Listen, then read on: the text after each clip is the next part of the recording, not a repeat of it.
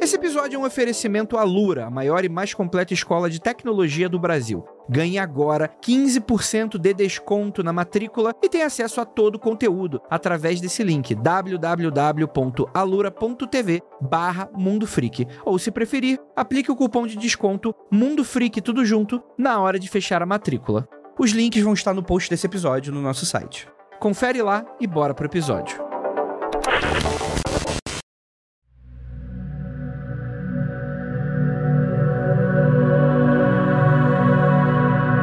O neopaganismo e a bruxaria contemporânea emergem como expressões de espiritualidade no contexto moderno, refletindo um anseio por conexão com a natureza, tradições ancestrais e práticas místicas. Essas correntes, que se baseiam em crenças e rituais de antigas culturas pagãs, reinterpretam mitos e simbolismos para criar uma identidade espiritual própria que dialoga com as preocupações atuais, como a busca por autoconhecimento, empoderamento e harmonia com o meio ambiente.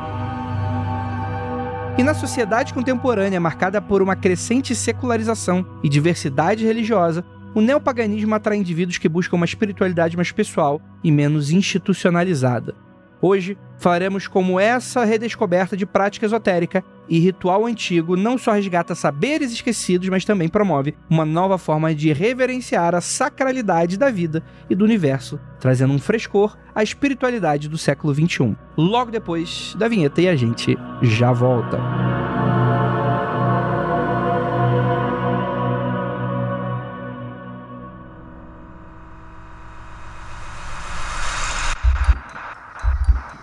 Não há nada de errado com o seu áudio.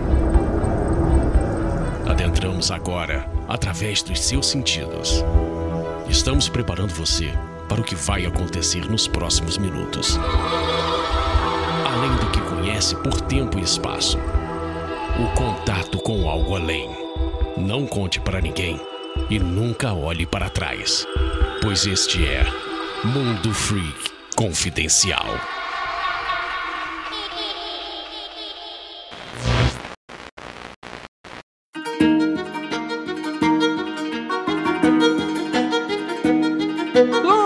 Belas noites, queridos ouvintes! Está começando mais um Mundo Freak Confidencial e hoje vamos falar sobre magia, mas não é magicano, bruxaria.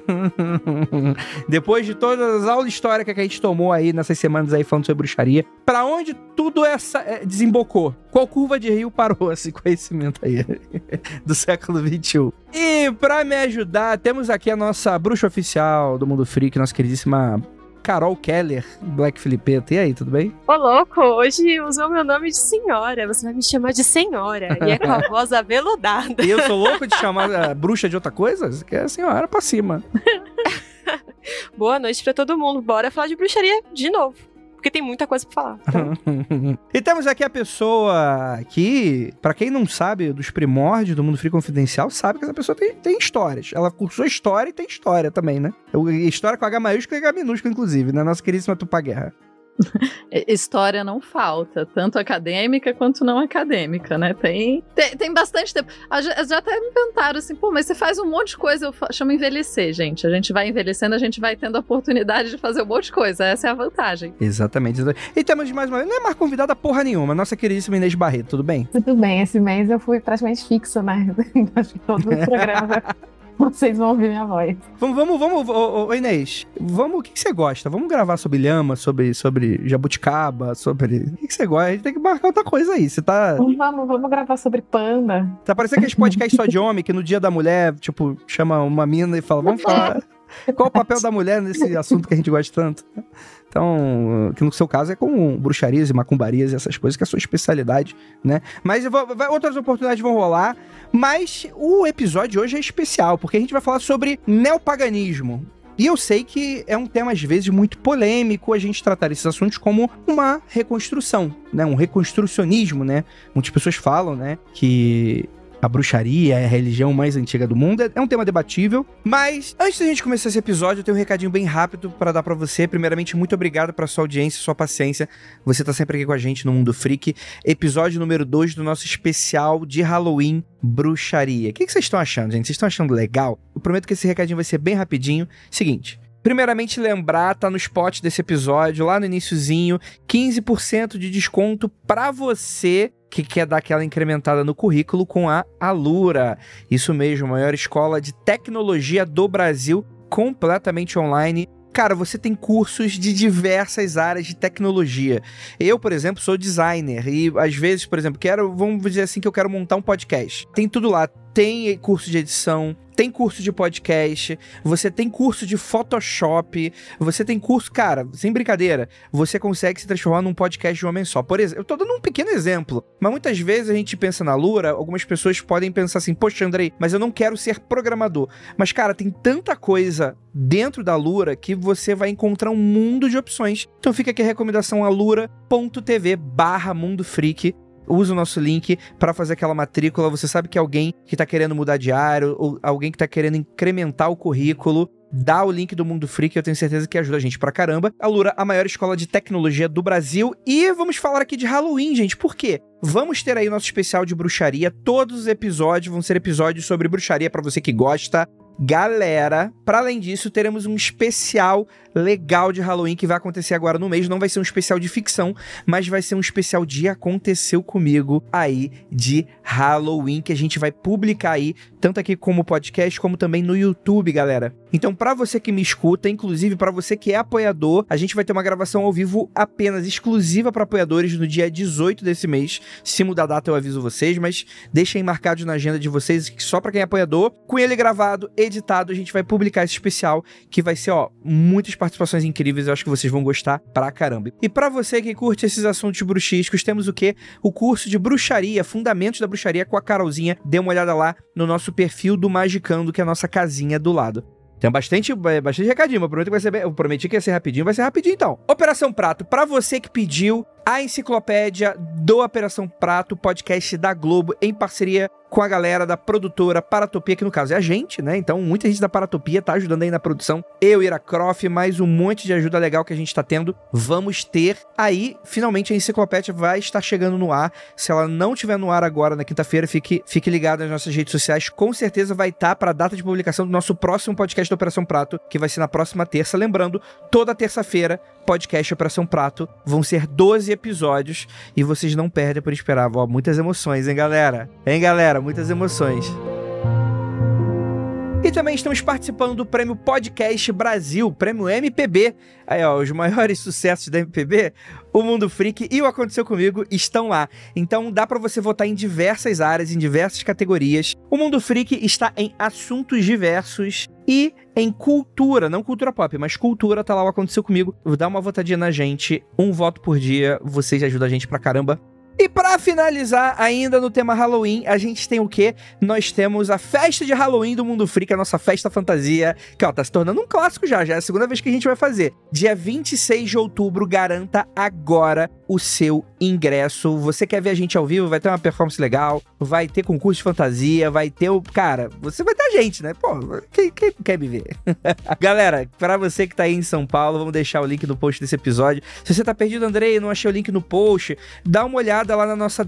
Manda DM pra gente no Instagram, manda uma DM pra gente no Blue Sky, que eu tenho certeza que os nossos gnomos das redes sociais vão estar respondendo vocês, tá bom? Então aproveita, outubro não tem Mundo Freak quem não quer. Essa é a grande verdade. Enfim, gente, muito recadinho. Mundo Freak tem outubro aí pra quem quiser. E é isso, vamos voltar aqui pra esse papo, ficou incrível.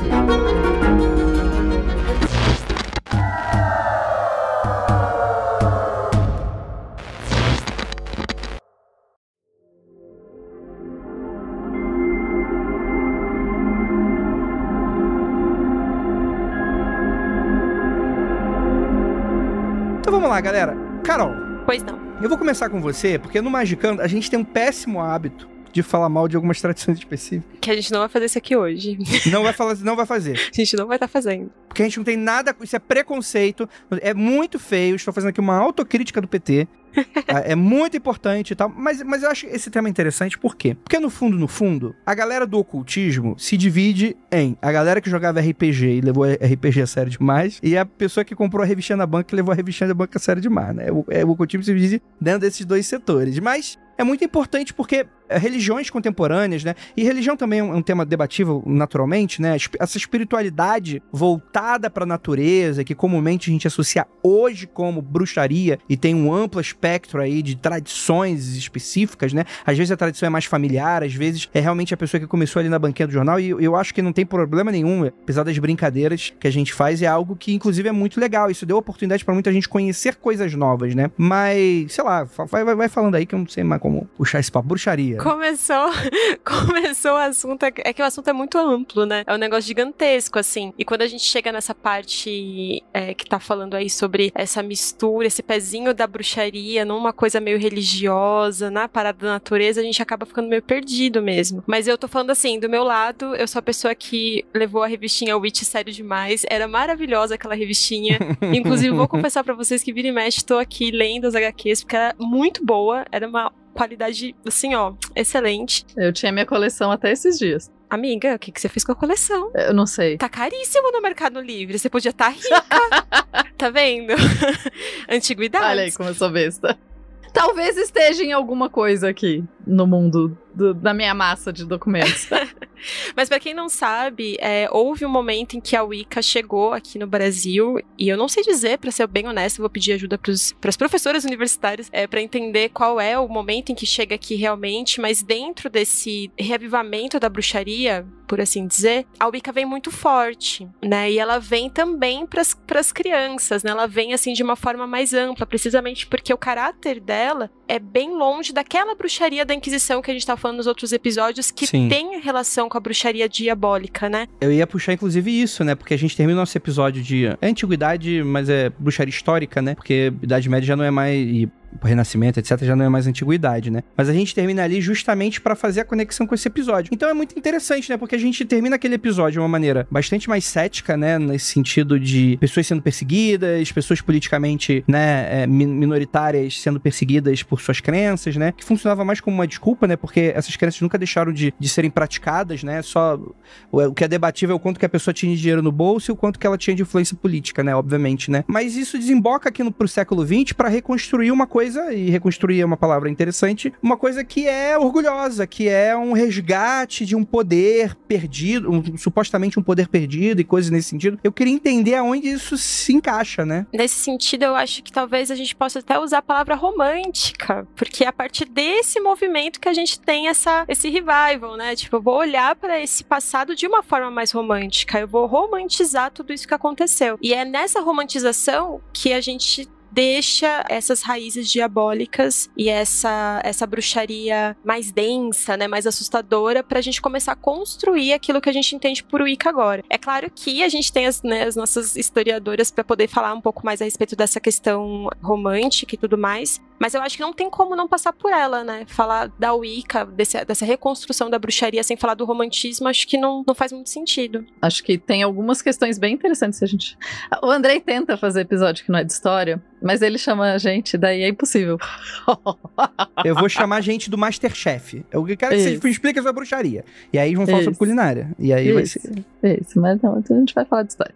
Tem algumas questões interessantes, assim, né? Porque a gente tem que, quando a gente pensa do que são esses movimentos, a gente vai pensar o que tá acontecendo no mundo nesses momentos, assim. E esse renascimento, ou criação, ou reconstrução, enfim, como for, dessa bruxaria contemporânea, tem muito a ver também com o feminismo, tem muito a ver com os movimentos feministas e essa ideia de buscar uma força feminina, e isso vai influenciar bastante, né, a primeira onda do feminismo, a segunda onda do feminismo, e a própria ideia de reconstruir, né, alguma coisa. Eu queria puxar essa parte de reconstrução, porque eu trabalho também com reconstrução histórica. Ou seja, eu gosto de reconstruir coisas históricas. E isso dá pra... essa palavra, às vezes, parece muito terrível para algumas pessoas, porque parece, né, que você tá dizendo, então, que não é antiga, que não é importante e tal. Não, tô falando que nós, como seres contemporâneos, não tem como a gente praticar a mesma religião que se praticava 2000 anos atrás, porque a gente não vive há 2000 anos atrás. A nossa própria forma de enxergar o mundo é diferente, então essa religião vai ser diferente, né? Então, essas duas coisas acabam puxando, assim. Quando a Wicca chega no Brasil mesmo, eu acho que ela já tá aqui há um tempo, mas ela bomba no final dos anos 90, né? E começo dos anos 2000 é o momento, assim, eu fui até olhar, tava aqui até comentando antes da gente começar a gravar, que eu tenho um livro da minha época desses paranauês, E eu fui ver de quando era o livro. Ele tem dedicatória. Minha mãe que me deu de presente, ele é de 2002. Foi quando eu ganhei esse livro. E o livro tinha acabado, né? Era o auge, assim, você achava em toda... Era também a época das revistinhas, e era muito fácil encontrar esse tipo de material. Era super modinha, talvez.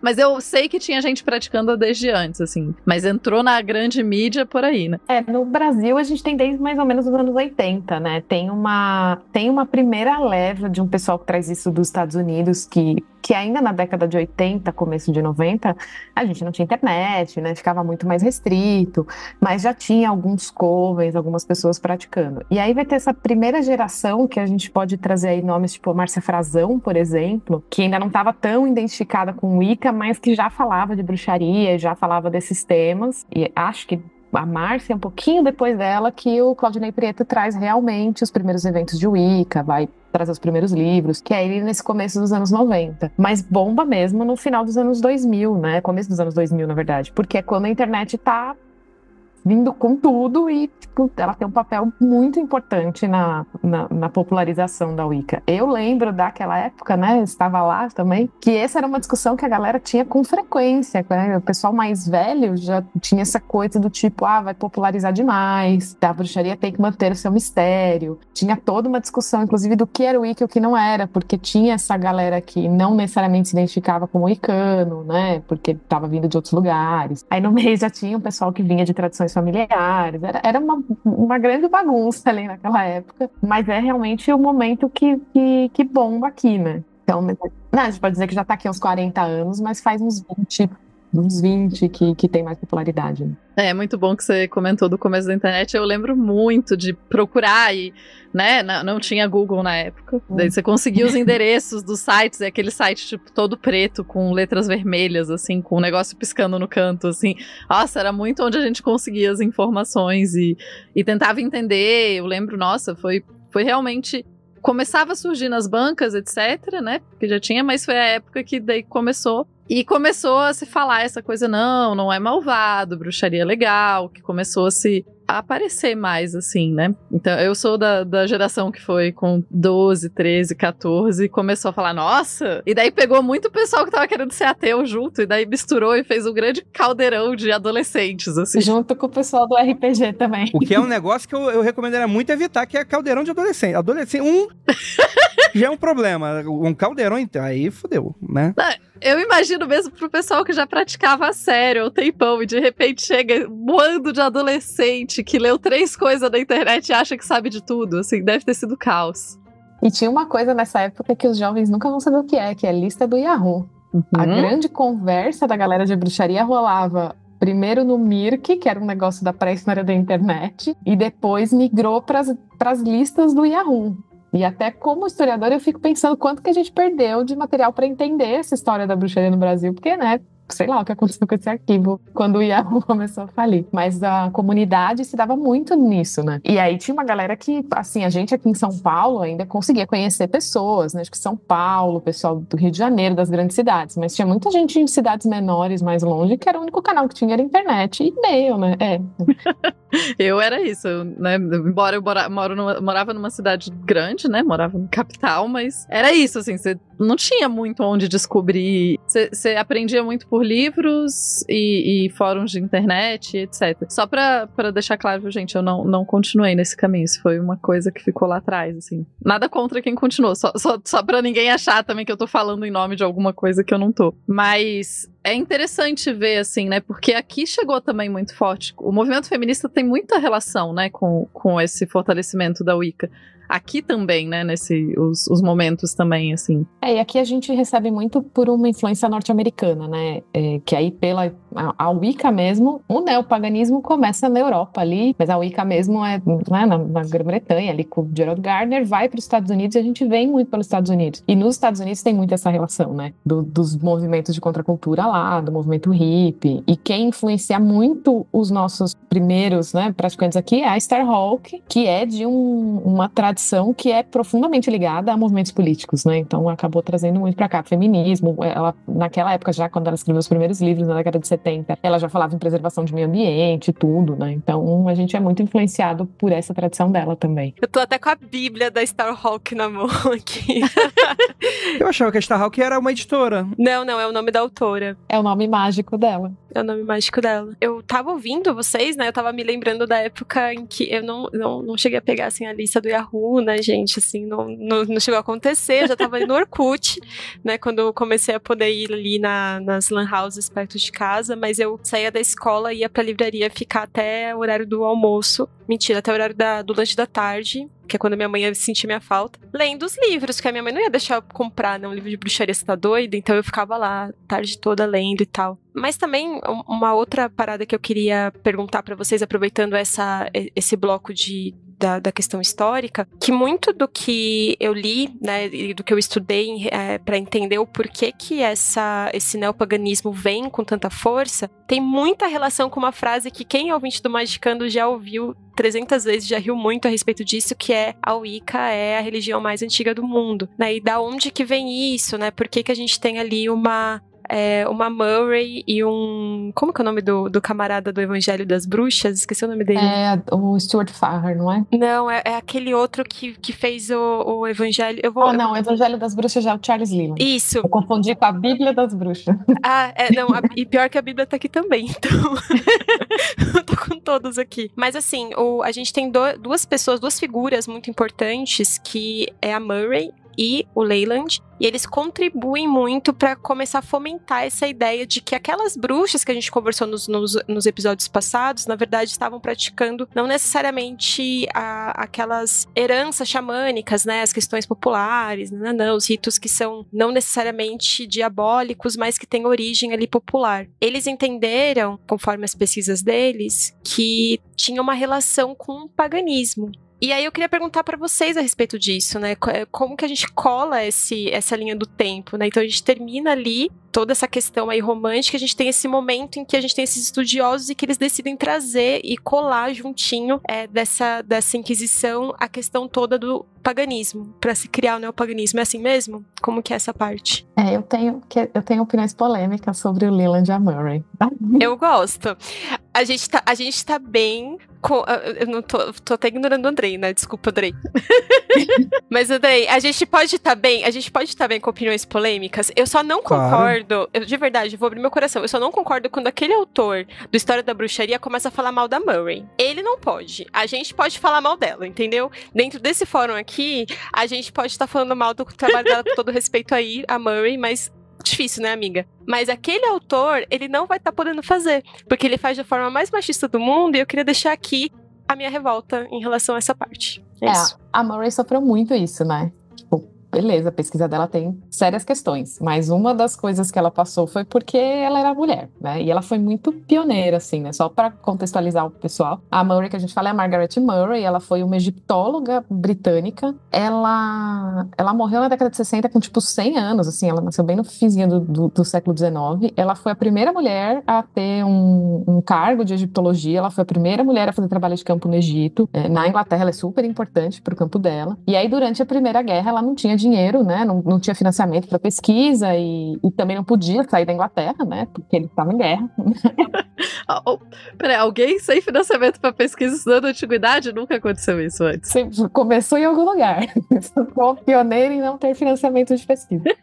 E aí ela decidiu, né? Ela estava em Glastonbury, que ela tinha, sei lá, uma casa de campo, ela passava as férias lá e ela disse que ela encontrou uma pessoa que contou para ela sobre a tradição de bruxaria da Inglaterra e ela começou a pesquisar isso a partir de fontes folclóricas e tal. E aí ela foi pegando isso ao longo da Europa e ela escreveu um livro chamado O Culto das Bruxas na Europa Ocidental, que sai na década de 20. E O Culto das Bruxas é um livro que hoje, olhando para ele, né, com a visão de pesquisa histórica científica que a gente tem hoje, a partir principalmente da década de 60, ele é um livro todo errado. Ela tinha uma ideia na cabeça e ela foi catando documento na Europa inteira para provar a ideia dela. Muito bom. Pesquisa freestyle, né? Assim. Tipo, eu vou provar que tinha um culto secreto de bruxas que cultuavam um grande deus de chifres. E aí ela foi pegando documento na Inglaterra, na Alemanha, na França, na Bélgica, documento de inquisição mesmo e tal, pra provar que isso era verdade. Hoje a gente faz justamente o oposto, né? A gente pega o documento, lê ele e vai tentar entender o que ele tá te dizendo pra gerar uma hipótese. E aí, por conta disso, ela apanhou muito de historiadores que vieram depois, principalmente desses historiadores britânicos, porque ela era uma figura muito influente. E assim, metodologicamente, pensando lá na forma cabeçuda de pesquisa, ela tá muito errada, mas tem historiadores contemporâneos que dizem que ela acertou um ponto, que é pensar que existia um culto de fertilidade que sobreviveu durante todo esse tempo, desde a antiguidade. Não organizado da forma como ela colocou, não era uma sociedade secreta que cultuava o mesmo Deus e tal. Mas que esses cultos de fertilidade foram sobrevivendo e foram aparecendo ali em alguns momentos. E o Leland é um pesquisador que veio um pouquinho antes da Murray, né? Ele publica o Arad, o Evangelho das Bruxas, em 1890, mais ou menos, né? Que está num contexto ali europeu dos folcloristas, né? Quando a Europa está criando a disciplina do folclore, e o objetivo do folclore é preservar tradições de povos europeus ali. E aí o Leland vai fazer isso a partir de uma tradição italiana que ele supostamente encontrou com uma bruxa. Um comentário muito rápido, porque pra mim foi a coisa mais mágica quando eu descobri. Talvez eu aprendi inglês muito tarde na vida, então várias coisas fogem, né? Eu só percebi várias coisas por muito tarde, gente. Eu já tava no mestrado quando eu comecei a aprender melhor o inglês. Então, o dia que eu descobri que folclore era folk e lore, que era, tipo, conhecimento da população, do povo, foi muito, tipo, caraca! Várias coisas fizeram mais sentido nesse momento. Eu ia só reforçar, porque talvez vários ouvintes não tenham pensado nessa conexão também. Porque a gente fala folclore e não pensa que, né? E é a junção dessas duas palavras. E esse momento do 19 ali de folcloristas na Europa é um momento muito forte, assim. Eles vão tentar, é um momento que pra gente, como historiador, acaba sendo ótimo, porque eles vão gravar várias histórias, vão anotar várias coisas. Muita gente deve conhecer dois caras que ficaram bem conhecidos, que são os irmãos Grimm, né? Eles faziam isso, eles juntavam folclore e daí transformaram em historinhas, que a gente depois ficou conhecendo. Mas foi um movimento muito, muito forte e um tanto quanto, né? São vários problemas, porque essa ideia de achar que o conhecimento popular é diferente do conhecimento de gente educada e fina, isso já caiu por terra, assim, no mundo acadêmico. Os folcloristas, eles estão num contexto que também é o contexto de onde vai surgir os primeiros movimentos neopagãos, né? Tipo, nesse momento, a Europa está se consolidando na Europa que a gente conhece hoje, né? Ela tinha ali, tipo, a Alemanha era um monte de pequenos estados, a Itália era um monte de pequenos estados, a França era meio picotada, e aí eles começam a usar esse folclore para mostrar para aquelas pessoas de vários paizinhos diferentes que, na verdade, eles eram um povo só. Tipo, todos esses 15 reinos aqui são todos germânicos, todos vocês tinham uma origem étnica comum, todos vocês cultuavam os mesmos deuses e têm as mesmas histórias. E esses primeiros movimentos neopagãos, eles surgem daí, porque eles estão trazendo até uma questão política, né? Nós temos todos uma origem pagã comum, anterior ao cristianismo, e a partir daí começam a surgir esses movimentos políticos de união desses estados. E aí depois isso vai se desdobrar em movimentos religiosos, por exemplo, os primeiros movimentos druídicos na Inglaterra, que tem pesquisadores que dizem que são até anteriores ao Wicca, que eles começam como... Dá pra falar que isso é um movimento... Eu digo que você tá começando... Realmente eu comecei a pensar assim... Porque isso não parece um resgate tradicional popular, isso parece ser realmente uma coisa acadêmica. Interesses de acadêmico, fala, porra, a gente tá achando um monte de coisa, a gente tá conseguindo concatenar todas essas ideias, é uma religião que não se pratica mais. Vamos começar a praticar? Faz sentido isso que eu tô falando ou não? Faz. E assim, é muito interessante que isso que você pensou aí, André, e o Kenneth falando, que assim, a gente tende, porque a gente cresceu num mundo em que a ideia de Estado-nação é uma ideia que tá aí, que parece que sempre foi assim. Que todo mundo sempre entendeu que, sei lá, franceses é um grupo só e alemães são um grupo só. Só que esse processo, ele é um processo que quando você começa a estudar mais, você fica doido, assim. Porque você começa a entender, por exemplo, que em 1900, 50% das pessoas que moravam no que a gente chama de França hoje falavam francês. Os outros 50% falavam outras línguas. Muitas delas próximas do francês, mas outras línguas. Então...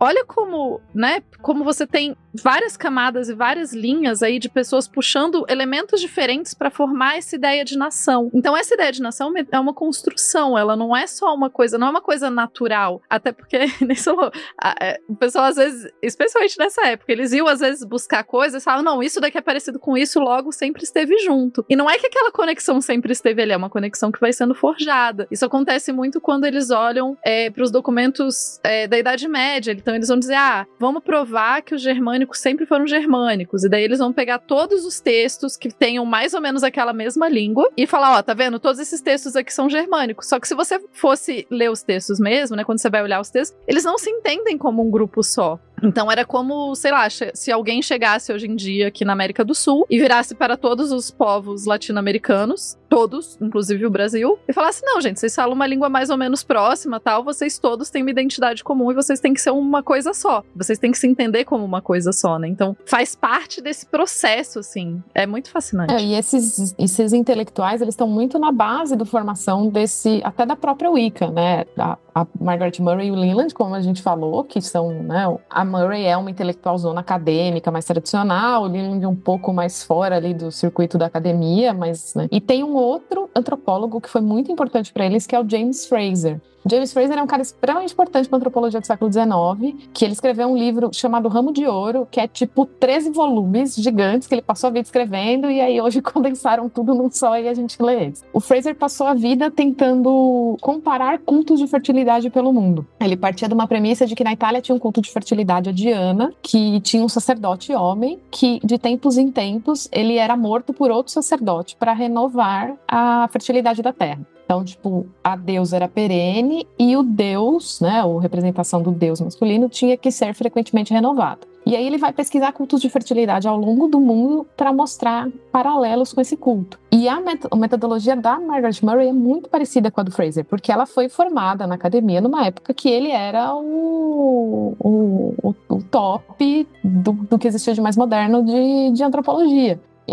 E aí essa ideia da deusa e do deus é muito baseado no que o James Frazer coloca. E aí a Murray vai procurar as replicações desse culto, e ela cria essa teoria de que existe uma grande deusa e um grande deus de chifres, né, que seria a transformação no diabo das divindades pagãs, especialmente de Pan, e que este sacerdote que representa esse deus, ele com uma certa frequência ele era morto. E aí ela vai buscar, até em assassinatos históricos, em execuções históricas, pessoas que poderiam ter sido mortas. Então ela replica esse modelo do Frazer. Então eles três são intelectuais muito importantes para essa formação. Eles são uma influência muito grande para o Gerald Gardner criar a base dele para a Wicca. Não só eles, porque, né, o Gardner realmente foi iniciado ali em grupos mágicos que já existiam, né? Ele teve um contato muito próximo com Aleister Crowley, mas ele teve essa influência intelectual muito grande na formação da própria Wicca. Dele e da companheira, né, de uma outra bruxa que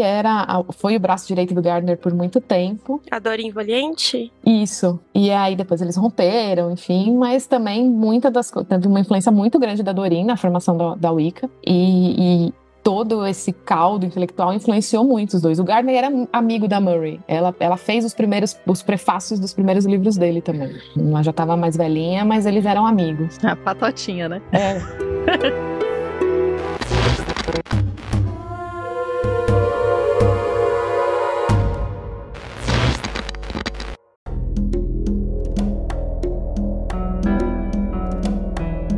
Então a gente tem esses acadêmicos fazendo essa construção, e isso acaba virando muito popular, porque, enfim, a gente fala isso algumas vezes no Magicando, né, mas a gente tem essa ideia, que é muito equivocada, na minha opinião, que é de tratar aquilo que é antigo como melhor do que o novo, e a gente tem a tratar aquilo que é desconhecido como melhor do que aquilo que é conhecido, justamente porque se a gente tem lacuna, a gente coloca o que a gente quiser. Tudo é mais foda quando a gente não conhece direito. E a gente vai conhecer e falar, isso é meio qualquer merda também, né? E aí as coisas vão se construindo um pouco desse jeito, e eu acho que isso também acaba se tornando uma coisa bastante popular, né? E isso acaba atraindo e tal. E eu acho que não tem como não falar que você tem esse zeitgeist do século XX que a gente tá meio que rodeando por aqui, que é esse rolê dos movimentos sociais, né? Movimentos políticos. Então a gente vê nas figuras tradicionais cristãs, né? Como sendo algo talvez não tão querível para certas elites intelectuais. assim, de alguma maneira, né? Você tem essa questão toda. Eu tô fazendo aqui uma costura com o nada que eu sei, né? Com relação a isso. E aí você tem também os movimentos políticos, como vocês estão falando, feministas, né? Que vão associar essa figura da Wicca, da bruxaria, a figura de Lilith, que é, novamente, essa coisa de reconstrução, né? Não é exatamente daquela foto. É como se você pegasse uma foto, tá tão carcomida pelo tempo, e você desenha... Sabe aquele meme do cavalo? Que o cavalo é todo bem desenhado e no final ele é uma cabecinha meio tosquinha? É meio que um pouco disso, né? Mas você tem... É muito interessante, né? Porque você tem esses aspectos de elementos da antiguidade. Então, politeísmo é muito comum dentro desse tipo de prática, o animismo, o xamanismo. Você tem essa coisa da natureza, né, como foco central, né? Provavelmente as pessoas da antiguidade não reverenciavam a natureza da mesma maneira que a gente faz hoje, né? A gente faz hoje quase num sentido de proteção. Ou provavelmente o antigo olhava para essa porra dessa vastidão toda de floresta, de mar e de prados e falava, cara, esse negócio é infinito. Tipo, por que eu vou me preocupar se isso vai acabar ou não, né? É completamente diferente, aquilo faz parte de mim, né? E aí você tenta trazer um pouco dessa lógica, né, Carol? Sim, mas essa observação, trazer essa observação da natureza, eu acho que é muito do que a Inês estava... Eu ia perguntar pra Inês no finalzinho, quando ela estava falando a respeito da questão toda diânica, né, e enfim, ramificações, perguntas e ramificações, mas para responder o Andrei, né, dentro desse olhar à natureza, né, e como faziam antigamente, como a gente acaba trazendo pra gente, dentro dessas práticas atuais neopagãs, a gente tem a roda do ano, principalmente, que é mais ou menos isso que a Inês estava falando dessa morte e renascimento, né? A roda do ano, ela tem toda uma dança e todo um folclore também, né? Da deusa e do deus, que apesar do deus ser filho da deusa, ele também é o consorte dela, né? Então eles passam por todo esse processo durante o ano, e por trás dessas celebrações a gente tem todo esse conto que é feito a partir desse olhar neopagão também, que eu imagino que foi construído a partir também da Wicca, né? A partir dessa observação neopagã em relação a como era feito as celebrações celtas e as celebrações de fertilidade. Porque a roda do ano, além de absorver a questão neopagã, ela também vai absorver todo esse olhar em relação às colheitas, a primeira e segunda colheita e assim por diante, né? Então é como se fosse um Tetris que você vai juntando um pouquinho e se cria essa celebração como a gente ainda faz hoje. Foi um resumo, né? Eu sei que tem muito mais coisa pra falar da roda do ano, mas eu sei que também tem outros episódios a respeito disso, então acho que a gente não precisa entrar nessa parte. Mas uma das coisas que eu acho muito interessante e que eu queria também puxar para a parte histórica em relação a essa questão do neopaganismo é essa relação muito forte da Diana com a figura da bruxa, né? E o Leyland, que é esse camarada que a gente estava conversando um pouco antes, quando ele decide que ele vai investigar essa prática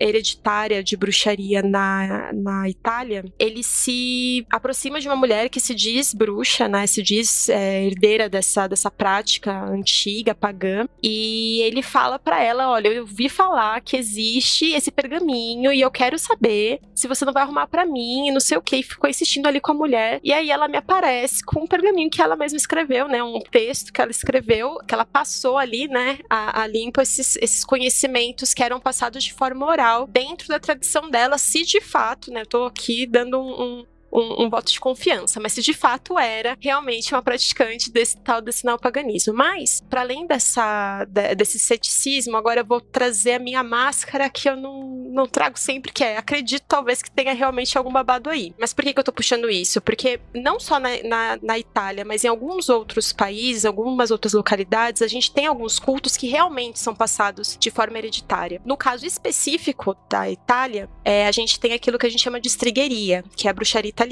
E dentro desse lore, né, dentro dessa lenda deles, as bruxas, elas são herdeiras, elas são filhas diretas de Aradia, que por sua vez é filha de Diana. E aí eu queria saber da parte histórica, né? Como que a gente costura tudo isso? Isso tem algum tipo de pezinho, de fato, na mitologia? Ou é uma coisa que realmente só nasceu a partir desses pesquisadores, só a partir do Leyland? Não posso confiar, isso é só realmente uma forma aí de romantizar ainda um pouco mais essa questão da bruxaria como um todo, ou a gente pode achar que tem alguma coisa aí que realmente existiram filhas aí de Aradia? Eu diria, pergunta difícil aqui. Foi, né? Vocês viram? Mas assim como a ideia de Estados-nação, é muito bom, né? Porque bruxaria e Estado-nação, mesma coisa. Não. Mas é porque assim, essas coisas, eu diria que elas só conseguem ter uma vida tão forte porque elas têm bases reais. Então, assim, não é dizer, não, então não existiu ou existiu. Provavelmente não existiu, quer dizer, com certeza não existiu organizado da forma que se imagina, mas que existiam práticas que foram preservadas, muitas vezes de mãe para filha, ou, né, ou em núcleos familiares. Isso, com certeza, essas práticas sobreviveram, só que elas nunca foram o grande culto escondido, que é o que parece normalmente quando o pessoal fala do assunto. Eu falo que tem um fundo de verdade porque é a mesma ideia, né, quando a gente fala que a ideia de identidade é inventada. Ela é inventada, mas com certeza existem conexões entre essas pessoas. O que é inventado é essa organização tão bonitinha que a gente coloca depois, assim. Então, bruxaria italiana não é a minha especialidade. Mas eu diria que é provável que existiam reminiscências e tal, mas é muito provável também que uma parte considerável das pessoas que praticavam essas reminiscências já não consideravam elas nem parte de uma religião, e provavelmente elas se consideravam católicas. Então, né, essa por causa do caos que vai sendo, assim. O que você acha, Inês? Na Itália em específico, eu sei, até tem uma pesquisadora que eu acompanho, que é italiana, que chama Angela Pucca, e uma das pesquisas dela, né, acho que o doutorado dela, se não me engano, é sobre essas práticas tradicionais de famílias italianas. E aí ela mostra que existe isso, existe o neopagão contemporâneo, que teve contato com a Wicca, ou com outras tradições, né? A gente tá falando muito da Wicca, mas tem ramificações diferentes ali do neopaganismo, tem grupos reconstrucionistas que não tem nada a ver com Wicca e tal. Tem um grupo nórdico, né, que vai falar um pouco da como é que os vikings tratavam, né, aquela galera lá do panteão nórdico, né? Então, de fato, é muita coisa, né? Tem os helênicos, né? O reconstrucionismo helênico, que é um rolê completamente diferente, que é reconstruir o que se fazia para os gregos. Eles usam o calendário dos deuses gregos. Até foi reconhecido recentemente como uma das religiões oficiais da Grécia de novo. Eles estão com autorização para usar templo. Tem o romano, né? Que é o mesmo rolê, só que com os romanos. E aí na Itália você tem essa tradição que são tradições familiares, muito parecido com o que a gente chama aqui de benzedeira. E aí é meio que uma mescla, assim. Tem essas tradições que a gente pode chamar de pagãs, e aí bota um santo no meio, entendeu? Uma reza para Jesus Cristo, que é meio que se fazia em Portugal, que se faz hoje em Portugal, que se faz aqui, né? Porque aconteceram nesses países muito católicos, né? Que essas coisas acabam meio que se misturando. Mas eu concordo com a Tupá com isso, né? Pra você ter essa ideia, é porque tem uma reminiscência ali que foi alimentando isso durante muito tempo. Eu também não considero essa ideia do culto organizado. Eu acho que é impossível que ele tenha resistido, até pela duração do negócio. Mas a figura de Diana é uma figura forte nesse sentido, né? Ela era uma deusa bastante cultuada. O Leland, ele tem também uns trabalhos sobre os etruscos, né? Que são um povo ali do norte da Itália, que foi dominado pelos romanos e que tinham deuses ali também similares, tinha uma deusa similar a Diana. Você tem uma relação das deusas, né, com bruxaria, né? Em especial ali a figura de Hécate, que também existia em Roma, então também tem uma influência. Então acho que tem realmente essa sobrevivência, mas não dessa maneira tão organizada como o Leland, como a Margaret Murray queriam imaginar. E nesse sentido, assim, eu gosto, né, de puxar um pouco essa coisa de não ser tão organizado, porque a narrativa normalmente que chega, né, pra todo mundo, assim, que chegou pra mim também, né, que é a ideia de que não, existia um culto secreto e foram essas mulheres que foram perseguidas pela Inquisição. E que a Inquisição, ela estava especificamente contra esse culto secreto. E daí as pessoas que praticam essa religião hoje em dia, elas são as sobreviventes dessa tradição ancestral das mulheres que não foram queimadas. E daí eu acho isso muito problemático, porque isso apaga, primeiro, toda a complexidade da Inquisição, depois o fato de que a Inquisição era misógina e perseguia mulheres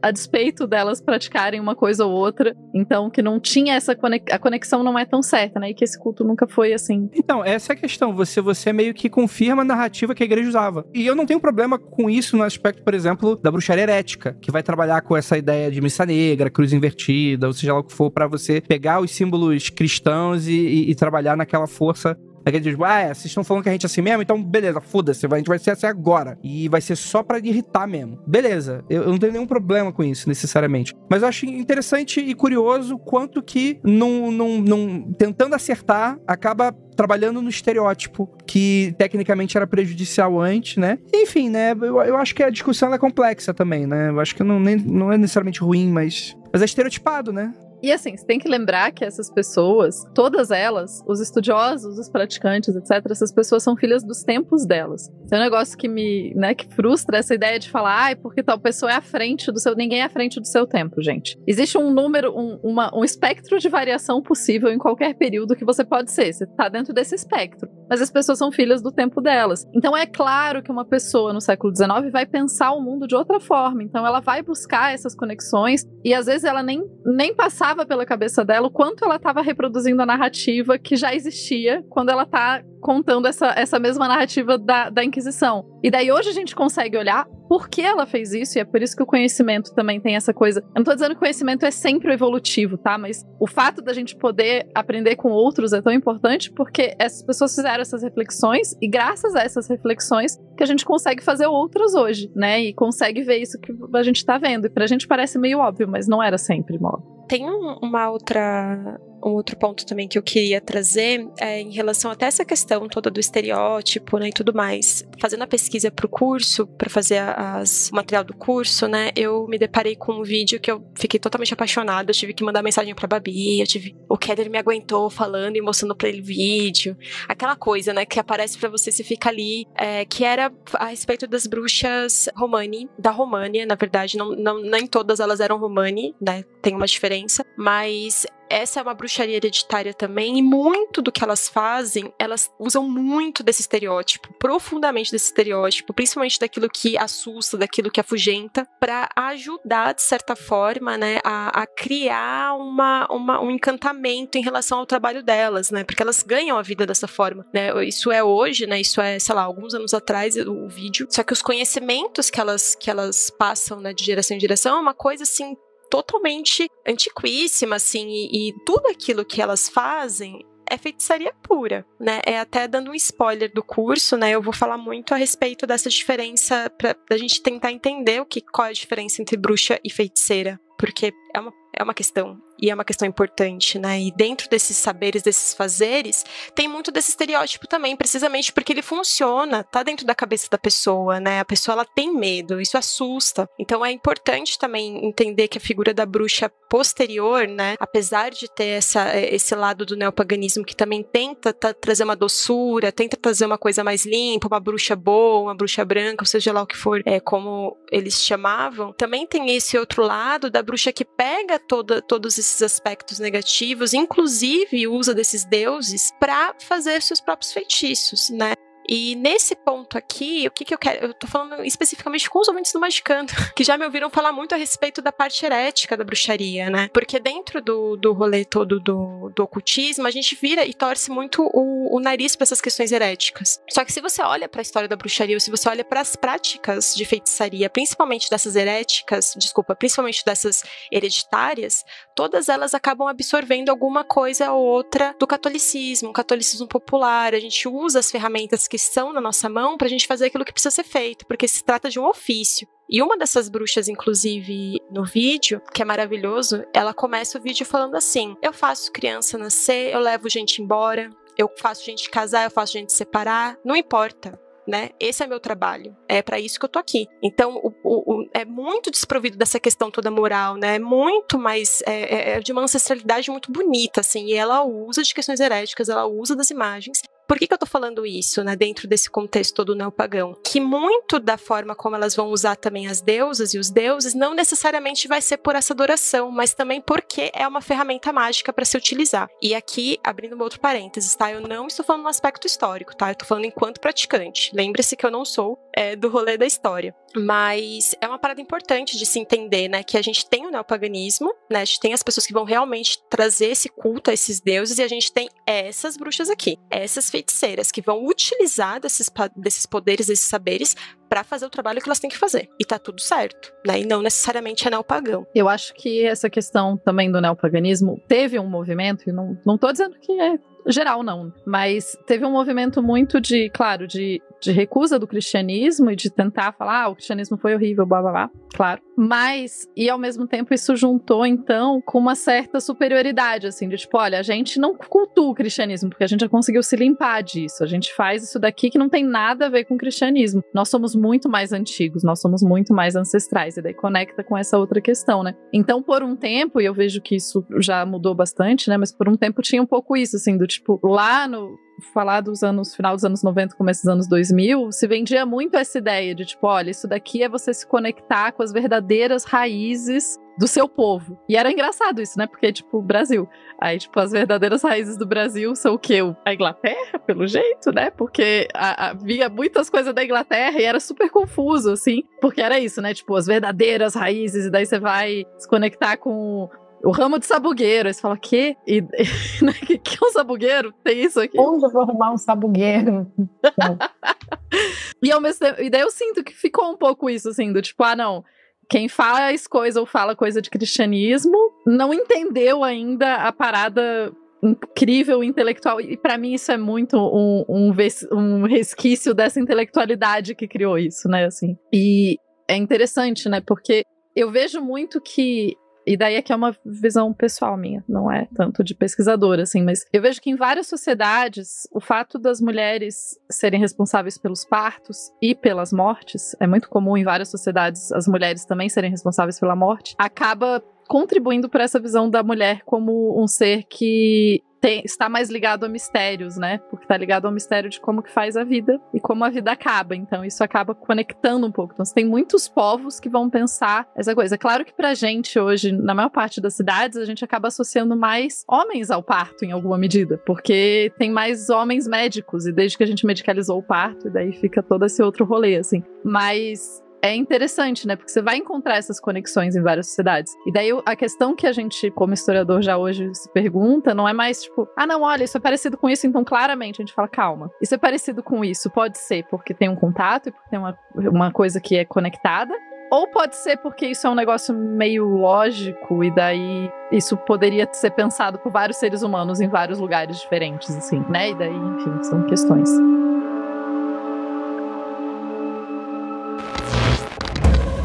Você está ouvindo Mundo Freak, no mês do terror.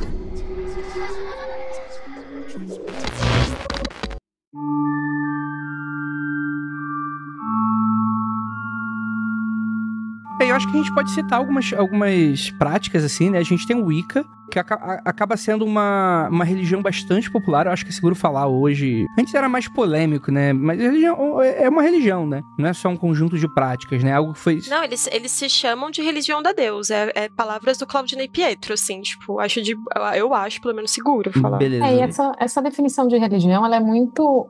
Beleza, tem uma definição legal lá do que o governo considera, mas ela é muito pessoal também, né? Ela é muito subjetiva nesse ponto. Se eu tenho um grupo que considera que aquilo é uma religião, a gente tem que olhar para a denominação daquele grupo, né? Como hoje você tem gente de Candomblé, por exemplo, que diz que Candomblé não pode ser chamado de religião, porque te envolve toda a vida, não te separa, porque religião é um conceito ocidental, né? É muito subjetivo do praticante também, né? Eu vou trazer uma outra coisa também, super concordo com isso que a Inês falou. Tem uma parada que aconteceu nos anos 2000 também, nos Estados Unidos, que um grupo de wiccanos, eles fizeram um movimento para poder trazer a Wicca enquanto religião de fato, né, dentro dos Estados Unidos, assim, assinado, para que eles pudessem enterrar os corpos dos seus praticantes com aquele pentagrama bonitinho e tudo mais. Então, para algumas pessoas, realmente tem ali realmente esse viés super religioso e tal. Aí, um outro parênteses que eu vou colocar também é enquanto praticante também, tá? Tipo, distanciada das outras questões. Eu entendo muito a prática da Wicca enquanto uma parada mais religiosa por conta da questão dogmática. Tanto que eu separo, por exemplo, a minha prática de bruxaria, feitiçaria da questão da Jurema, por exemplo, porque na minha bruxaria e tudo mais, eu não preciso colocar os dogmas todos e todas essas questões, né? A minha ética, a forma como eu quero trabalhar é minha e tá tudo certo. Agora, dentro da Jurema Sagrada, a gente tem dogma. Aí a gente tem ali uma estrutura. Então Carol, acabo separando também por conta disso. Eu sei que alguns praticantes wiccanos, eles acabam levando muito em consideração essa questão toda dogmática e tudo mais, mas só pra também trazer esse outro viés, né? E eu acho que nos Estados Unidos tem ainda uma outra questão que no Brasil acaba não sendo tão, né, assim, que é a questão das escolas, do ensino religioso obrigatório nas escolas, que alguns estados lá têm. Então, você ter a sua religião reconhecida pelo estado como religião acaba sendo importante lá por essas questões legais e práticas católicas e etc. Não que não exista ensino religioso nas escolas aqui no Brasil, mas é porque, né, já a gente tem todas as outras questões envolvidas aí. Isso aí. E aí a gente tem outro... Eu citei, né, esse neopaganismo nórdico também, que isso é muito comum, isso também ficou bastante popular, principalmente com a galera do black metal, death metal e essa parada toda, principalmente para a questão da skin, né? Mas é claro que isso vai muito além disso, né? Você tem aquela coisa do reconstrucionismo viking, né? Que eu acho muito curioso também, né? Povo adorável, que todo mundo amava, que eram os vikings, né? Tipo, chegou um viking, olha que boa notícia.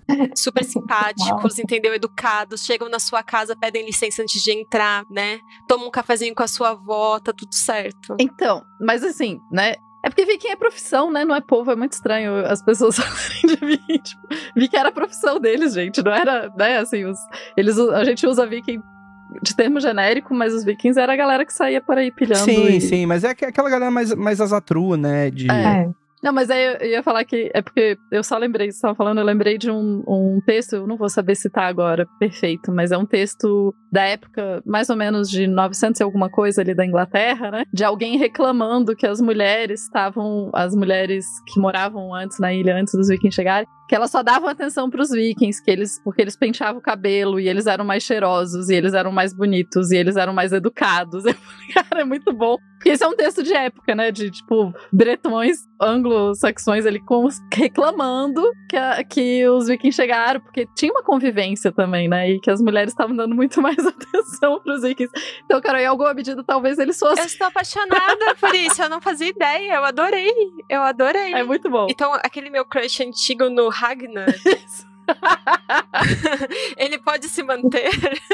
Claramente justificado. Então, beleza. Também tem muita pesquisa que mostra que eles eram amantes da arte e eles eram super... Mas de onde vem, então, esse olhar bárbaro? Então ele vai vir do povo do outro lado, né? Que era invadido. Então tá bom. bom. O povo que era invadido, provavelmente, né? Então é isso, eu só queria ter certeza mesmo. Beleza. É o que a gente chamava, né? Eles não são exatamente vikings, né? Os germânicos, a gente chamava, quando eles destruíram o Império Romano, de invasões bárbaras. Porque a Europa do Sul tá contando a história de quando ela tomou um pau na Europa do Norte. Então eles são os bárbaros, eles não são civilizados. Hoje já se chama de invasões germânicas e tal, mas é isso, é o inglês e o francês falando que aquela galera ali não é civilizada. E aí, se aquela galera contar a história pra eles, o francês que não é civilizado. E é assim a história segue. Dificilmente você vai ver uma narrativa em que o português é um bárbaro. Exato. Né? Mesmo que talvez eles até merecessem alcunha, né? Por tudo que fizeram, e também pelo fato de que não tomavam banho, de que tinham muito piolho e que deviam feder pra caralho descendo a porra daqueles navios, né? Então... Pois é. Foi foda que quem queima carros até hoje, na real, são os franceses, né? Tipo assim, você nunca sabe, né? Se tá acontecendo uma treta, vocês estão felizes. Agora, a formação da França é outro rolê aí. Não, eu super não quis, tipo, também ser super, vocês entenderam, né? Tipo, pelo amor de Deus, mas... Não. Não, mas é verdade. Não, foi preconceituosa assim, ouvinte do Mundo Freak, hashtag... Francês merece respeito. Não, pô, vocês são legais, mas também não toma banho, por isso que tem perfume. Inclusive, eu lembrei de uma coisa, né? Nessa papo todo, e a gente falou lá, né, da coisa da formação dos estados, século XIX e tal, e depois século XX, e daí os anos 70, anos 80, que a parada vai bombar de novo. Tem uma outra relação que, inclusive, o Fernando falou aqui no chat, nosso ouvinte, né? É o Sussman? Isso. Ele falou do Tolkien. Parece besteira, mas não é. O Tolkien vai ser muito importante num processo que a gente chama academicamente de medievalismo, que é essa febre da Idade Média que surge. Um momento, assim, a Idade Média ela é retomada várias vezes de formas diferentes. A gente chama essas retomadas de medievalismo, né? A forma que pessoas de outras épocas interpretaram a Idade Média. E existem estudos já que mostram que é a publicação, especialmente a nova edição do Tolkien, se não me engano, dos anos 70, nos Estados Unidos, que vai trazer uma importância muito maior para esses movimentos de busca de um paganismo perdido e de tentar entender isso. Isso também tem a ver com o Brasil e tem a ver também com o momento dos filmes do Tolkien e com a tradução do Senhor dos Anéis para o português. Tudo isso está muito conectado, assim. Então, essa idealização de uma Idade Média, e daí vamos lembrar que muitas vezes esse paganismo, embora tenha várias tradições que vão remontar à antiguidade, a Idade Média tende a ser um momento muito forte nessas narrativas, né? Tanto dos nórdicos quanto de outros povos. E daí isso tem a ver também com esse momento do mundo e essa coisa do Tolkien. Inclusive, olha só, gente, eu tô com a minha blusa do Tolkien. De um festival que eu fui lá na Inglaterra, de Tolkien, e eu achei muito engraçado isso. Mas é verdade, assim, essa conexão do imaginário medieval e a Idade Média como um momento fantástico, né? Porque tem várias formas de olhar a Idade Média, e uma delas, que vai surgir muito ali nos anos 70, é também falar que a Idade Média era menos poluente. Então você tem esse movimento, primeiro, esse começo dos movimentos, da fortificação desses movimentos de ecologia e etc, e do que o pessoal depois vai chamar de ecochatos, mas eles estavam certos, claramente, né? Mas eles também vão retratar muito, tipo, a Idade Média como um momento que todo mundo respeitava a natureza. E tem um outro cara que ajuda pra isso, que é antes do Tolkien, né? Porque o Tolkien tá ali década de 20, que é antes, que é um francês, que é o Jules Michelet. O Michelet, ele foi um historiador francês super importante, um historiador da Revolução Francesa, tipo, mega importantão na história da França. Todos os historiadores franceses citam Michelet. E aí ele tem um livro que ele publica também no finalzinho do século XIX, um pouco antes do Leland, ali em 1880, que chama A Feiticeira. E aí ele vai... É um ensaio, né? Naquela época não tinha uma separação como a gente tem hoje, de uma coisa que é história, outra coisa que é literatura ficcional e tal. Era, né? Não existia essa separação, ainda era meio misturado. E ele vai colocar a visão dele do que é bruxaria. E aí entra o lance da Idade Média, porque ele vai criar uma personagem de uma feiticeira, que é uma serva ali da Idade Média, naquele contexto ali de feudalismo, que tem um senhor, tem a igreja, e aí ela vai sofrer horrores na mão desse senhor e dessa igreja, tudo de ruim que pode acontecer com a mulher, acontece com ela, e ela que inicialmente era uma moça lá, boazinha, que cultuava os seres da natureza, esse ser da natureza que ela cultua vai se transformando num demônio, e esse demônio se vinga desse senhor e desse nobre a partir da atuação dessa mulher. Isso é a primeira parte do livro. A segunda parte do livro, ele vai pegar vários documentos de Inquisição da França e vai, né, analisar isso. E aí o Michelet tá ali no século XIX, né, puxando o que a Carol falou lá no começo do episódio, ele tá nesse movimento do romantismo, de olhar para a Idade Média, de olhar para o passado europeu, de criar essas histórias que a gente realmente chama romântico, né? É quando vão sair as grandes óperas de amor, as grandes novelas começam a ficar famosas aí. E aí ele vai, com essa visão do romantismo, criar essa ideia dessa feiticeira, que era, na verdade, uma mulher que cultuava os espíritos da natureza, os deuses da natureza, que foi se transformando em demônio pela violência que ela sofreu dos poderes institucionais, né? A gente pode levar para o lado, hoje a gente levaria para o lado do machismo, mas o Leland, ele tá metendo o pau na igreja e na monarquia, porque o Leland era um cara que era extremamente anticlerical. A história dele da Revolução Francesa serve para dizer, olha só como foi bom cortar a cabeça do rei.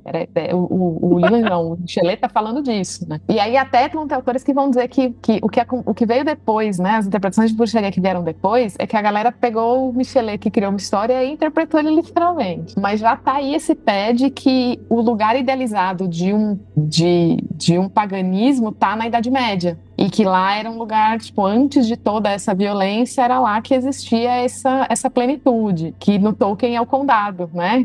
O condado é a Inglaterra antes das guerras, né? Todo mundo ali vive em paz, a gente faz 5 refeições no dia, a gente anda fumando cachimbo, tocando música, ninguém trabalha. Fumando cachimbo, aspas.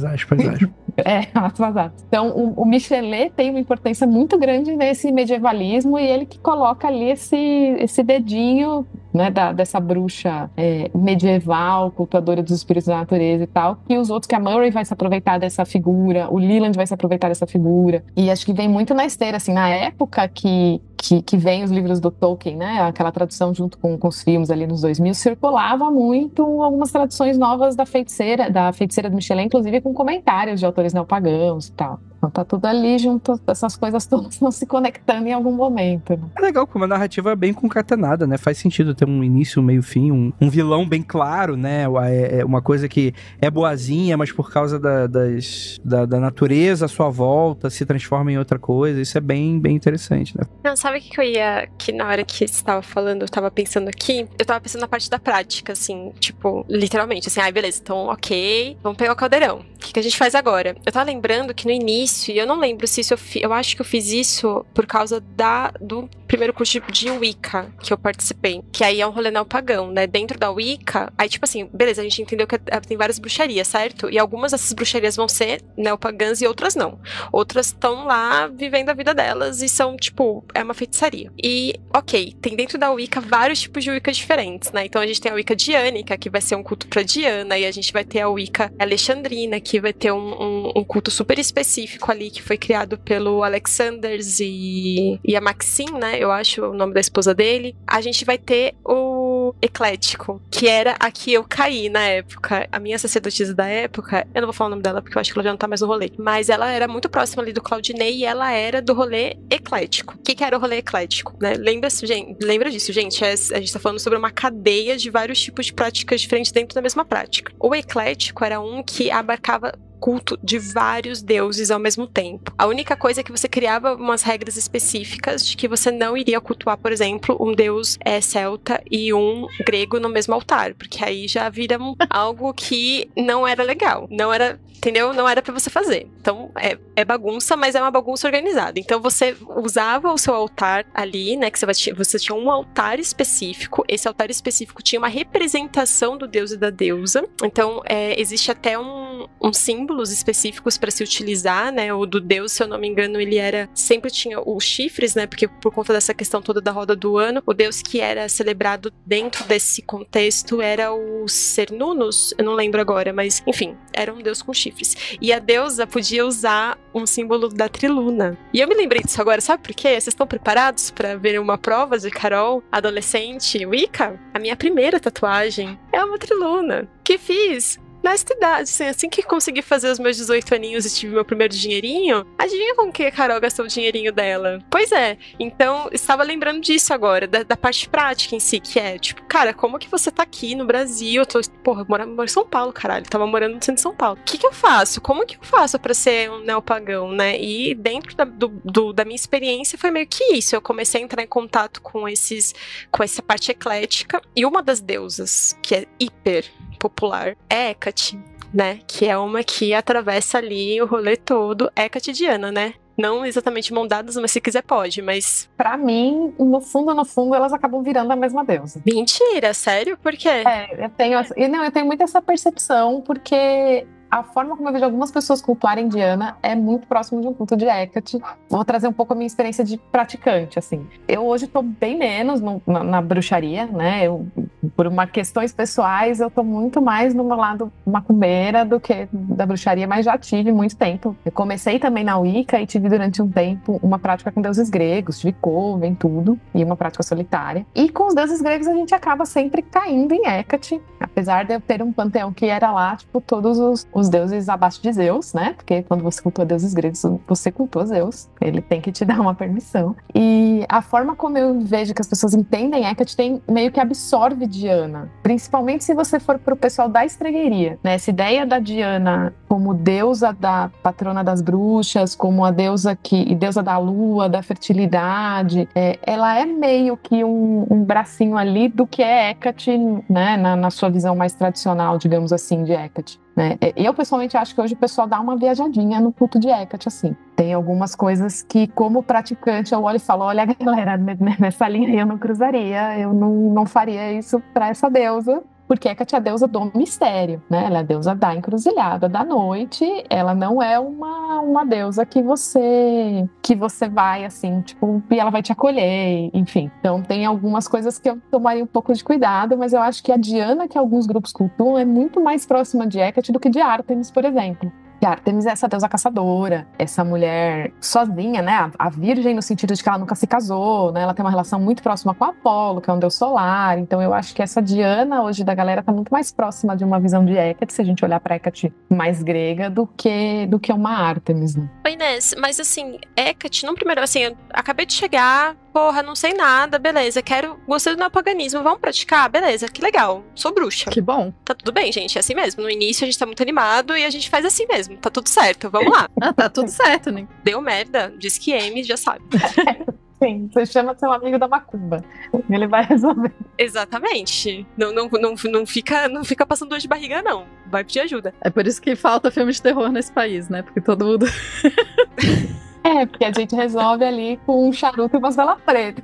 Mano, tem umas coisas que 3 espadadas de São Jorge já resolve, pelo amor de Deus. A galera lá, ai, sofrimento, é a gente aqui, né? Mas beleza. Mas sabe o que eu ia perguntar? Porque assim, acabei de chegar, tô meio perdida, beleza. Mas quando eu olho pra Hecate, ela tem signos muito atrelados ao que a gente entende sobre a parte soturna da bruxaria, toda a questão do mistério, como você estava falando. Mas eu não acho que, no primeiro momento, que Diana vai ser tão fácil de fazer essa conexão. Por que essa conexão existe? Para além da questão de Arádia? Eu acho que é muito essa questão da deusa da fertilidade, sabe? Da deusa feminina de fertilidade. E aí eu vejo uma relação muito próxima de Hecate também com Deméter, que tá lá no mito grego, né? Se você vai para os hinos homéricos, o hino homérico de Deméter conta a história dela em busca de Perséfone, depois de Perséfone ser raptada por Hades. E Hecate é muito importante na história de Deméter, né? Hecate que guia ela para saber onde tá a filha e tal, elas são divindades próximas. Mas eu acho que Diana se liga muito nessa questão lunar, né? Como sendo divindades ligadas à lua.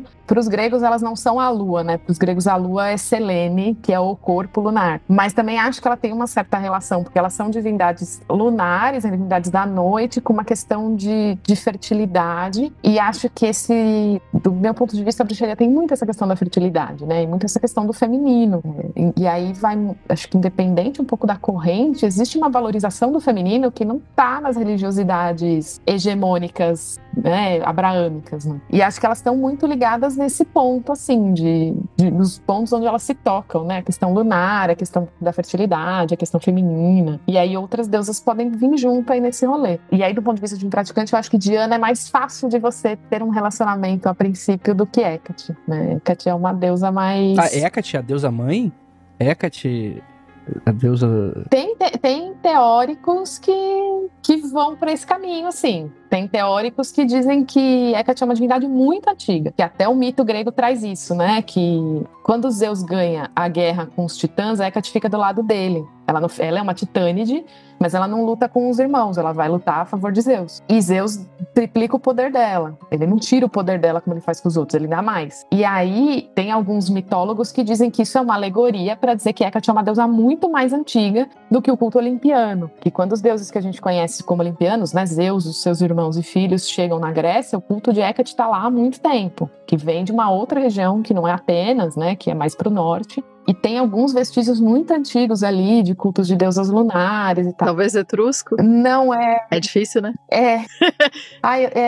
Não é uma região... Eu fui provocar também uma lacrada histórica. Esse é pra eu não abrir mais essa boca. É isso aí.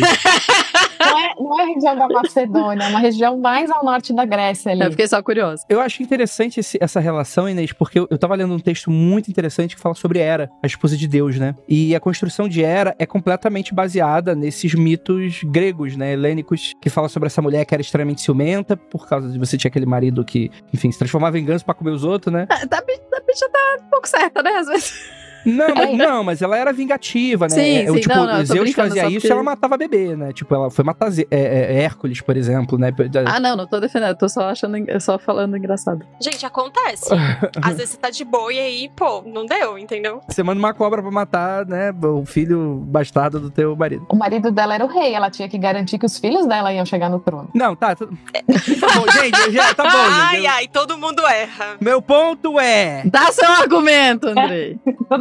Tadinho. Meu ponto é de que provavelmente era uma deusa muito mais antiga do que os olimpianos, etrusca, muito interessante, era completamente diferente e quando você tem essa estabilização dessa cultura helênica, ela é meio que consumida pra dentro desse panteão e se tornado a figura apenas de uma esposa, quando na verdade ela era muito maior, assim como aconteceu com as valquírias nórdicas, que eram guerreiras e independentes, né, e de repente começaram a se casar com os deuses, que mostrava muito como uma cultura foi consumindo a outra, e também os próprios deuses nórdicos também, que você tinham aqueles deuses bem mais antigos, né, e eles meio que...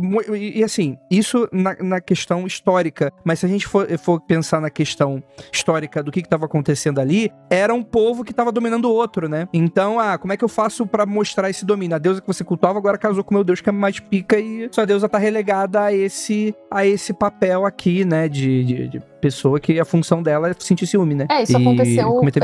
Isso acontece nos gregos quando eles dominam a ilha de Creta, Creta, porque na Creta tem uma civilização muito antiga, que é a civilização que a gente chama de minoica, que o culto deles era basicamente uma deusa da serpente e um deus do touro. E aí os gregos vão ter toda aquela história do labirinto de Ariadne, que o labirinto de Ariadne é isso, né? Uma deusa, a deusa do labirinto que vai levar o herói para matar o touro no meio do labirinto. E Ariadne tem alguns, né, estudiosos lá que eu sou historiadora de história contemporânea, mas idade antiga é meu hobby.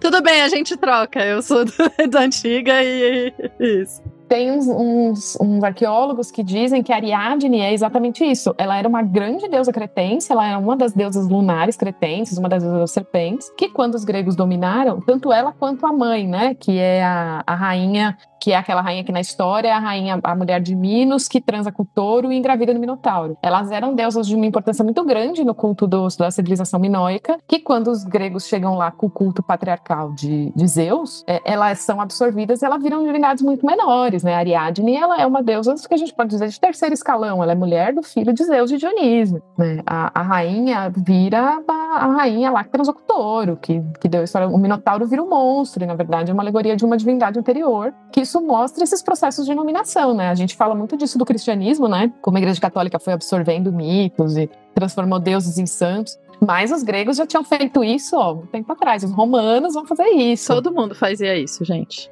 Todo mundo que ganhava, né? E aí, voltando para essa ideia de reconstrução, é difícil por isso, porque o que chega pra gente já passou por milhares desses processos, assim, né? E vai chegar pontinhas, vai chegar vestígios do que essa galera fazia. Hoje a gente ainda tem uma ciência arqueológica muito desenvolvida, que a gente consegue ter coisas. Mas, por exemplo, os minoicos tem coisa que ninguém sabe o que esses caras faziam. A escrita deles praticamente não foi ainda... né, não conseguiram decifrar. E aí o que decifraram era uma tábua de, tipo, contagem de depósito, sabe? Tinha 3 jarros de mel, 5 jarros de leite. A gente não sabe muito bem o que era a religião deles. Então, tipo, essa ideia de reconstrução, a gente tem material até, mas você não consegue reconstruir exatamente porque a gente nunca nem vai saber, né? A religião deles era contabilidade. Exato. Pode ser o Deus contador, né? Você não sabe?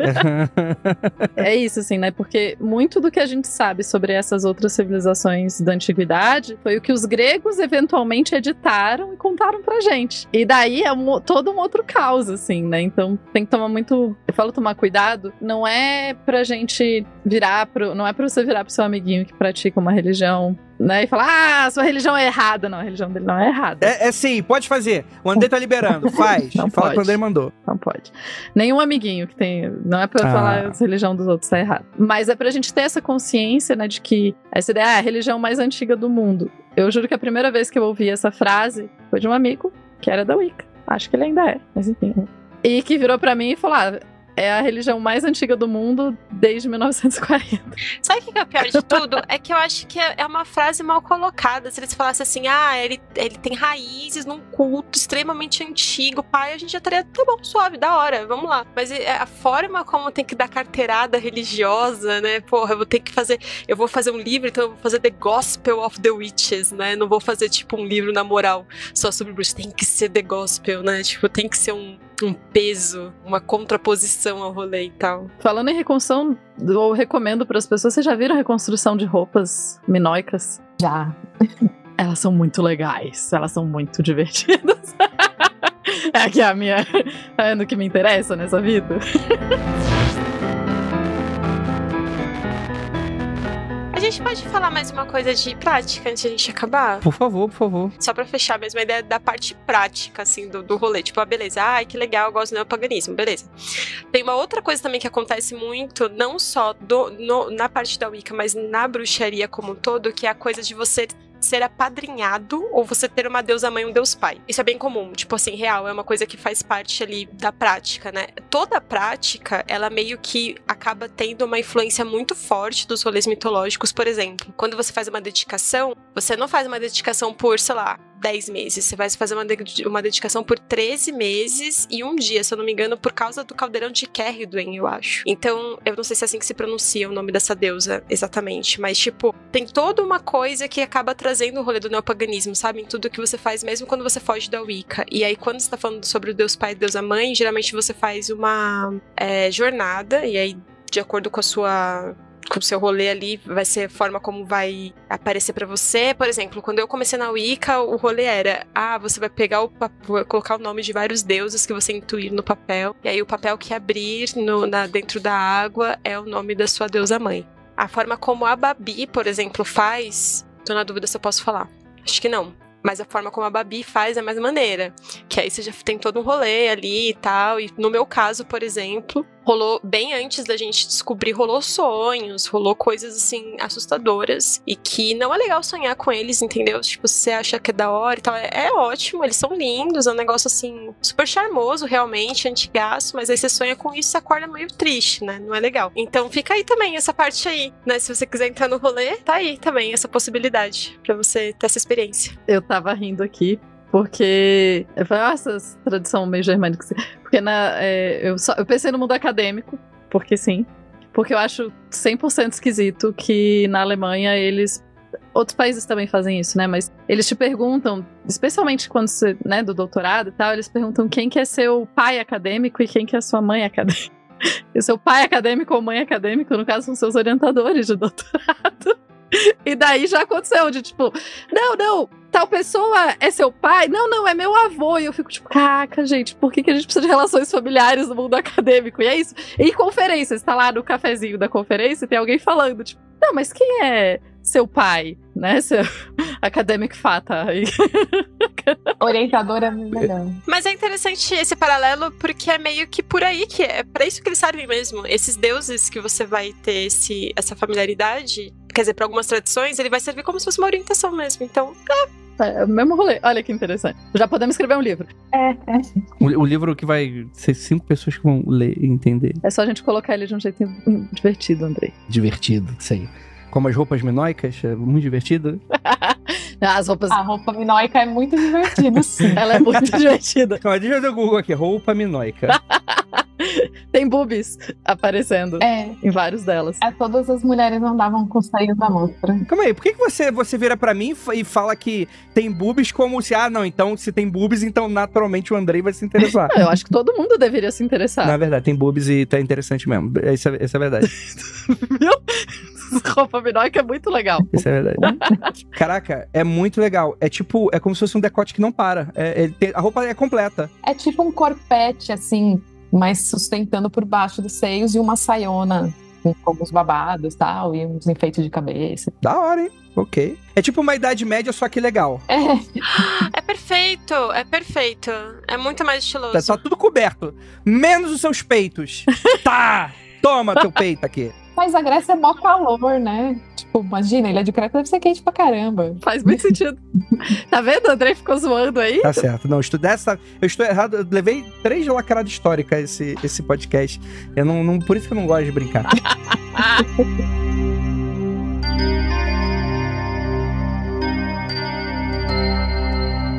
Gente, muito obrigado para todos vocês que ficaram até aqui, meus queridos. Tudo bem? Aproveitando, Carol Keller. Meu Deus, hoje eu tô muito senhora. Hoje eu tô... É outro nível hoje. Eu vou falar o seguinte, ouvinte. Carol tem essa voz super fofolete, que dá vontade de abraçar e apertar as bochechas. Mas ela é uma das pessoas que eu não desafio no Magicando. E olha que ali eu desafio tipo umas... Ninguém. Uma pessoa, talvez a Lívia, no máximo, assim, quando eu tô de muito pouco confiante. Mas Carol Keller, em ação, essa mulher coloca até o diabo no chão. Ó, até rimou. Né? Olha aí, ó. Então, Carol, vendo agora o nosso peixe, o teu peixe e o meu peixe, que é Magicando, temos alguns magicursos, pra você que não conhece, lá nosso primo podcast lá, mais esotérico, que inclusive tem muitos papos como esse, Inês, tem vários dos últimos podcasts recentes, né, Inês? Falando sobre o seu lado extraoficial, né? Aqui ela tá de Bruce Wayne e lá ela tá de Batman. Lá é o outro lado dela. Lá ela tá com a skin macumba, diferente. Aqui eu deixei escapar um pouquinho. Vende aí. Tem um curso que é teu, né? Tem um curso que é meu. A gente vai rolar dia 2 e 3 de novembro, que já é uma data toda ali preparada, que é um momento ou de sabá, se você olha por um lado, ou então dia de finados, se você olha por outro. Mas aí a gente vai conversar um pouco mais sobre isso no curso. E a ideia é orientar você que quer entrar no rolê da bruxaria, mas você não sabe por onde começar, porque o rolê da bruxaria é complexo, como vocês podem ver. Tem muita coisa histórica, tem muito caminho que você pode seguir. E a minha ideia é trazer os fundamentos, né? O que você pode entender para você começar a sua prática sozinho, com um pouco mais de segurança, e entender os caminhos que você pode seguir também. E aí, agora eu vou falar uma parada que vai acontecer no curso também, que eu não contei pra ninguém ainda. Vocês estão preparados? Aquelas... Por favor. Ih, caralho. E, por favor, fofoca, quero. Que é o seguinte, nenhuma bruxa faz uma coisa sem ter um objetivo mágico. Já fica aí o primeiro ensinamento. Você que vai ser meu aluno, você já abre o caderninho que você vai usar, né, no seu curso, e você vai escrever isso aí. Tudo que você vai fazer, você vai colocar um objetivo mágico muito bem estabelecido. E o objetivo mágico que a gente vai ter nesse curso é abrir esse caminho pra você. Ou seja, você vai ter acesso a essa sua bruxaria. A gente vai trazer essa ancestralidade pra pertinho de você. E estou respaldada não só da minha ancestralidade, como também do meu clã de bruxaria, que tá ali atrás também, ajudando pro negócio fluir legal. Então, magicamente, a gente também vai ter Paranauê no dia, e a ideia é que você saia de lá sabendo fazer pelo menos o básico.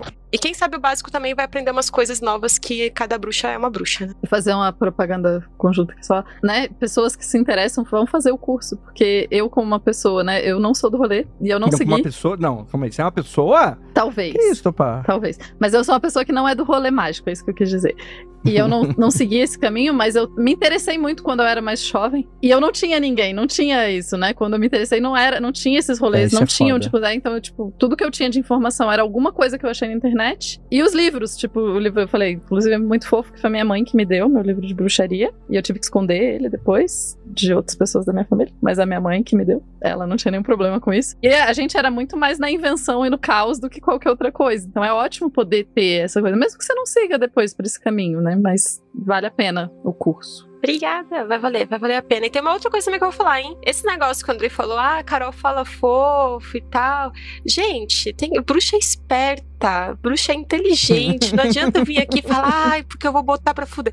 O negócio é você vir aqui na malemolência, e quando a pessoa tá distraída, você bota pra fuder mesmo. Entendeu? Então eu vou ensinar isso pra vocês também. Inteligência, gente. Malemolência. Perfeito, isso aí. Cueca no chão. Show de bola, gente. Muito obrigado. Inês, vou aproveitar então, estamos fazendo vários jabás aqui. Onde que o pessoal te encontra também, enquanto o seu trabalho? O meu principal, né, já que a gente fala de bruxaria, é o Voo da Bruxa no Substack, a minha newsletter, que está tentando ser enviada todo mês, mas de vez em quando o doutorado não deixa.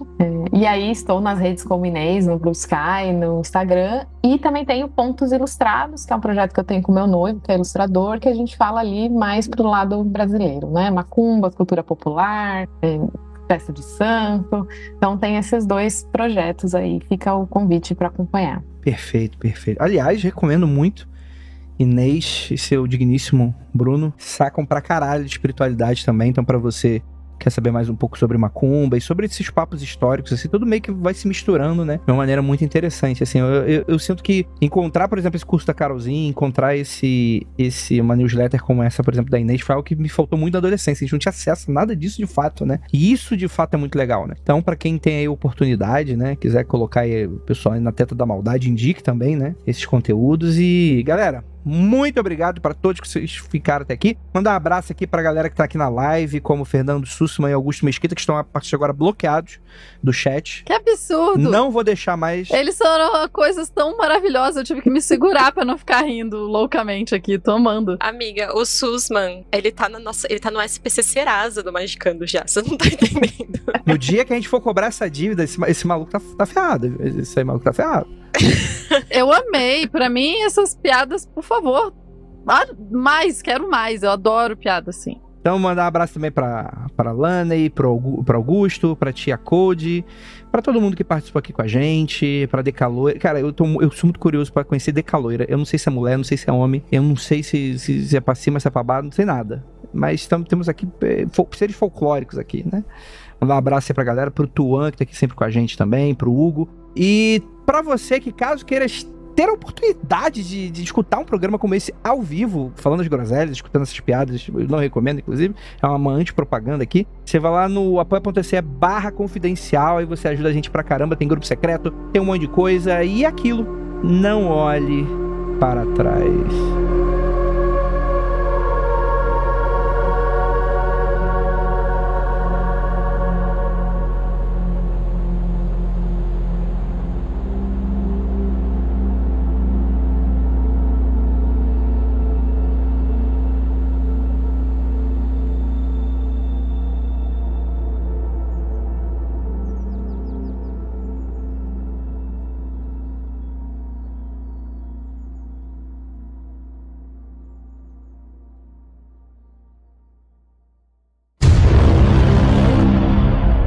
coisa e aquilo.